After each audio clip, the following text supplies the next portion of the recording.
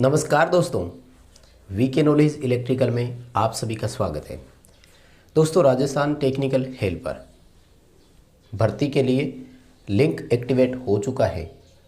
आपको online form कैसे submit करना है, इस पर मैं वीडियो दे चुका हूं। उस वीडियो पर आपके जितने भी कमेंट्स आए हैं उनका एक अलग से Q&A टाइप का वीडियो मैं लाने वाला हूं। आपके सभी सवालों का जवाब आपको उसमें मिल जाएगा। जनरली यही आया था कि हमारे अजमेर डिस्कॉम लगता है, कौन सी कंपनी को प्रेफरेंस देवें, नंबर 1 पर कौन सी रखें। कास्ट सर्टिफिकेट को लेकर भी कई सवाल थे, तो वहाँ जितने भी कमेंट्स हैं उनका एक अलग से वीडियो मैं आपको दे दूँगा।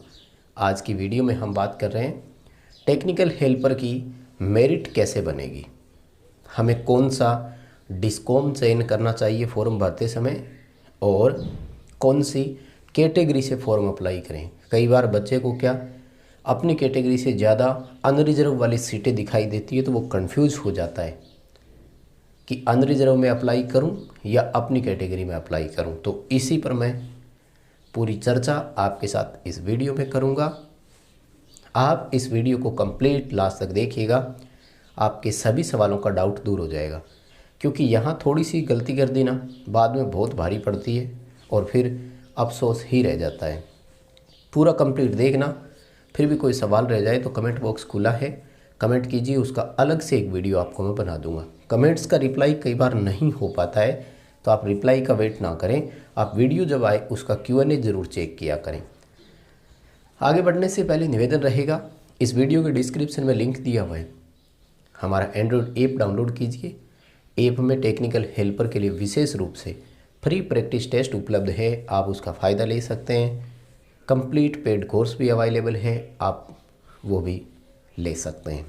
आइए दोस्तों, सबसे पहले बात करते हैं मेरिट कैसे बनेगी। ये बड़ा सवाल है, ठीक है, और बच्चे बहुत कन्फ्यूज़न में हैं, ठीक है। तो सारी कन्फ्यूज़न आज दूर हो जाएगी, ठीक है।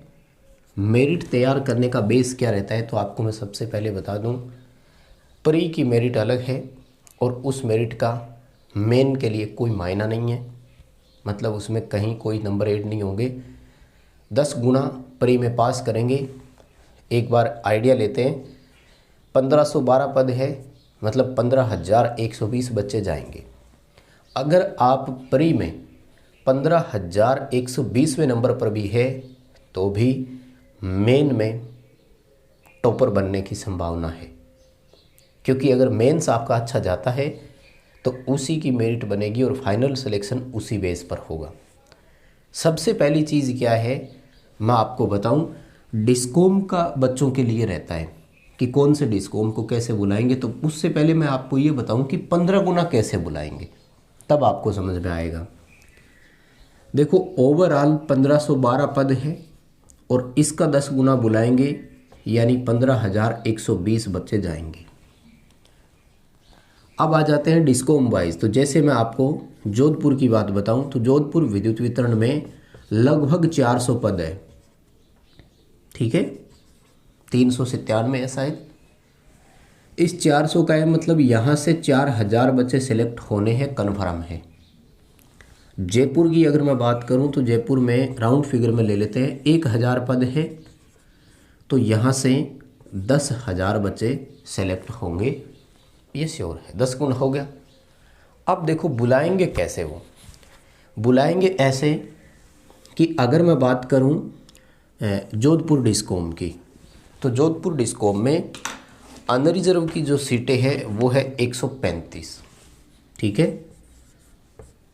मैं इसी से आपको समझ आएगा मेरिट कैसे बनेगी। देखो मैं बता रहा हूँ, थोड़ा सा वक्त इस वीडियो को दे दो, सारी चीज़ आपको समझ आ जाएगी एक एक को। 135 है, यानी टॉप 1350 बच्चे, चाहे वो किसी भी कैटेगरी से हो, अनरिजर्व कैटेगरी में ही सेलेक्ट होंगे। बात समझ में आई?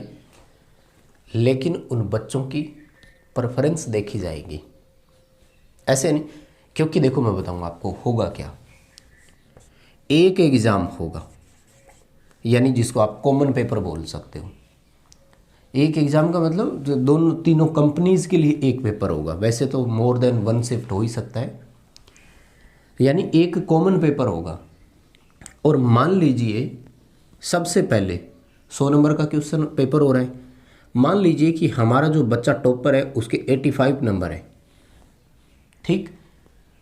देखा जाएगा कि इस बच्चे ने प्रेफरेंस किसको दी। मान लीजिए कि इसने जयपुर डिस्कॉम को दिया, तो नंबर 1 है, सीट तो खाली है, इस सीट में कोई डाउट नहीं है। इस बच्चे को जयपुर डिस्कॉम में भेज दिया जाएगा, मतलब वहाँ एक सीट भर दी इन्होंने। उसके बाद में दूसरा बच्चा था, उसके मान लीजिए कि 84 नंबर थे। देखा जाएगा कि इसने प्रेफरेंस किसको दी, मान लीजिए जयपुर डिस्कॉम दी, इसको भी दे दी। यानी 2 बच्चे टॉपर थे, दोनों जयपुर डिस्कॉम में गए, 2 सीटें भर गई जयपुर डिस्कॉम की। तीसरा बच्चा जिसके भी 84 ही थे, लेकिन उसने प्रेफरेंस जोधपुर डिस्कॉम को दी, तो उसको जोधपुर डिस्कॉम, यानी जोधपुर डिस्कॉम का टॉपर एक तरह से ये है 84 वाला। मतलब सीधी सी बात ये है, मेरिट दोनों डिस्कॉम की अलग अलग आएगी, ये तो कन्फर्म है। लेकिन ओवरऑल फ़ायदा है चूज एक ही मेरिट से किया जाएगा। इसलिए मेरी रिक्वेस्ट, अपनी कैटेगरी में ही फॉर्म भरें। आप ओबीसी से हो तो ओबीसी में ही फॉर्म भरें। आपके जोधपुर डिस्कॉम लगता है तो जोधपुर डिस्कॉम ही भरें, उसमें आपको फ़ायदा होने की पूरी संभावना है। फिर भी अगर आपको डर लगता है कि कल को ऐसा ना हुआ तो देखिए भाई, उन्होंने प्रेफरेंस क्यों चूज करवाई है, समझ रहे हो। हेल्पलाइन नंबर दिया हुआ है, वहाँ भी आप कंफर्म कर सकते हैं। आपको जिस टीचर पर विश्वास हो रहा है आप उनसे भी कंफर्म कीजिए, और फिर हमारे वीडियो पर भी आप चाहें तो विश्वास कर सकते हैं। बात समझ में आई कैसे मेरिट बनेगी? दोबारा बता रहा हूँ और सुन लेना, समझ में आ जाएगा। फाइनली कोई दिक्कत नहीं होगी किसी को।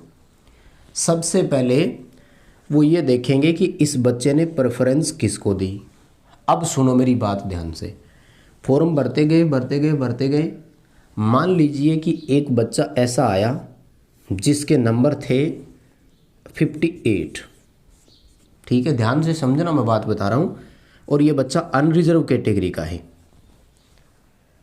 अब इस बच्चे की प्रेफरेंस उन्होंने देखी, इसने जयपुर डिस्कॉम को प्रेफरेंस दिया हुआ था, लेकिन जयपुर डिस्कॉम में सीट खाली है ही नहीं, अनरिजर्व की सीटें भर गई वहाँ से। तो फिर क्या किया जाएगा, उस बच्चे को जयपुर डिस्कॉम ना देख करके नंबर 2 पर देखेंगे कि क्या यहाँ इसको प्रेफरेंस दी गई थी, तो यहाँ सीट खाली है क्या। अगर जोधपुर डिस्कॉम में खाली है तो फिर उसको नंबर 2 वाली पोजीशन मिल भी जाएगी। मतलब उसने नंबर 1 पर जयपुर रखा, लेकिन जयपुर में सीटें खाली नहीं है, उससे पहले बच्चे पहुंच गए भी। जयपुर में अनरिजर्व की जो सीट है वो 370 सीट है मान लो, ठीक है।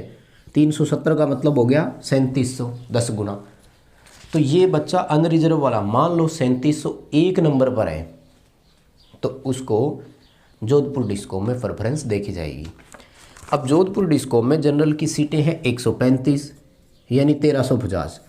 तो इस बच्चे को क्या होना है, 2 प्रेफरेंस देखते हुए 3700 प्लस 1350, यानी ये लगभग हो गए आपके 5100, 5050 पद हो गए ना, 37, 40, 50। मतलब कि अनरिजर्व कैटेगरी वाला जो बच्चा है ना, वो अगर टॉप 5000 में आ जाता है ना, तो उसको दोनों में से कोई भी डिस्कॉम मिलने की पूरी संभावना है। समझ गए। अनरिजर्व कैटेगरी का बच्चा, जैसे मान लीजिए 3 लाख 4 लाख बच्चे एग्ज़ाम देते हैं, तो अनरिजर्व कैटेगरी वाले को टॉप 5050 में आना पड़ेगा, तब उसका प्री में सिलेक्शन होगा, ये ध्यान रखना। और 2 प्रेफरेंस दी हो तब। आपने केवल एक ही कंपनी चूज करी है तो फिर उसी पर्टिकुलर कंपनी का आपको टॉप में आना होगा। मान लीजिए कोई बच्चा ऐसा है जिसने केवल जयपुर डिस्कॉम ही भरा है, तो उसको टॉप 3700 में आना पड़ेगा, तब जाकर उसका प्री में क्वालिफाई हो पाएगा। अब मेन में वो कहीं भी आ सकता है, समझ गए। यानी एक तो ये ध्यान रखना कि जो 10 गुना बुलाए जाएंगे वो कैटेगरी वाइज होंगे, ये ध्यान रखना, ठीक है। इसलिए फॉर्म अपनी कैटेगरी में ही भरें। इसका बेनिफिट क्या है मैं आपको बताता हूँ। अब सुनो, मान लीजिए कि कोई बच्चा ओबीसी का है, ठीक है, तो ओबीसी की जयपुर डिस्कॉम में 216 सीट है और जोधपुर डिस्कॉम में 37 सीट है। इनका 10 गुना कर लो, 2160 और 370। अगर आप टॉप 5050 में आ गए तब तो एक अनरिजर्व कैंडिडेट की भांति आप सेलेक्ट हो गए। बात ध्यान से समझना, अगर आप टॉप 5000 में आ गए तो अनरिजर्व कैंडिडेट की भांति सेलेक्ट हो गए। लेकिन अगर 5051वां नंबर है ना, तो अनरिजर्व वाले का तो सिलेक्शन नहीं होगा, लेकिन रिजर्व कैटेगरी वाला अपनी कैटेगरी के हिसाब से आएगा। यानी टॉप 5050 के बाद अगर आप 2160 में भी कहीं आ जाते हैं, 2160 बच्चों में भी कहीं आ जाते हैं, तो आपका प्री क्वालिफाई हो जाएगा। और उन 2160 में कौन? ओबीसी के 21, यानी टॉप 5050 के बाद ओबीसी के बंदे काउंट करो, उनमें अगर आप 2160 बच्चों में आ गए तो आपका सिलेक्शन प्री में एक बार फिर हो जाएगा, यानी पूरी संभावना है। ठीक है, तो ये इस तरह से बनेगी मेरिट। आपकी बात समझ गए होंगे उम्मीद करता हूँ। ठीक है, अपनी कैटेगरी में फॉर्म भरें, अपना डिस्कॉम चयन करें, उसके बाद सेकंड प्रेफरेंस आप दूसरे को देना जिसमें ज़्यादा सीट हो। ठीक है, और मेरिट इस तरह से बनेगी कि आपने प्रेफरेंस दी, उसमें अगर सीट खाली है तब तो ठीक, नहीं तो प्रेफरेंस नंबर 2 में आपको वहाँ भी दे सकते हैं। वो 2 सेकंड प्रायोरिटी रखी गई है। ठीक है, अगर आपने प्रेफरेंस भरने का मतलब यही है, मान लीजिए उनको केवल एक ही डिस्कॉम देना होता तो वो 2 प्रेफरेंस कभी भी चयन नहीं करवाते। एग्ज़ाम सेंटर वाली बात है, 3 एग्ज़ाम सेंटर भरवा रहे हैं ना, क्यों? पहला नहीं मिला तो दूसरा दे देंगे, दूसरा नहीं मिला तो तीसरा दे देंगे। कभी आपने मेरिट बेस पर एडमिशन लेते समय कोई कॉलेज देखे होंगे, तो कॉलेज भरवाए जाते हैं 4 या 5। मतलब क्या है, ये कॉलेज नहीं मिला तो यहाँ दे दीजिए, यहाँ नहीं मिला तो यहाँ दे दीजिए, वही प्रेफरेंस यहाँ है सेम। ठीक है, डाउट दूर हुआ कि नहीं कुछ? ठीक है, ये था मेरा ओपिनियन। आपका क्या मानना है मुझे कमेंट करके ज़रूर बताइए। वीडियो लाइक कीजिए, चैनल सब्सक्राइब कीजिए, ऐप डाउनलोड ज़रूर कीजिए।